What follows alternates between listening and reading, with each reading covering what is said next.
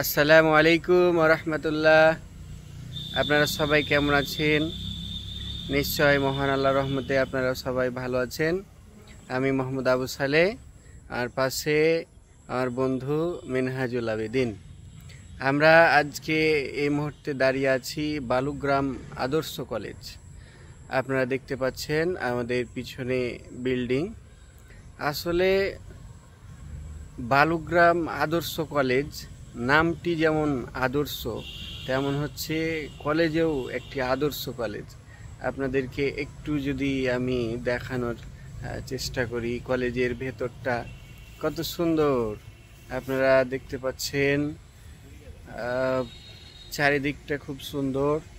এই যে এটা হচ্ছে অনার্স ভবন, শহীদ মিনার, আর হচ্ছে যে এই যে দেখতে পাচ্ছেন মূল ফটক। এটা হচ্ছে চাঁপাইনবাবগঞ্জ থেকে রহনপুর রোডের রাস্তা আর কি। এই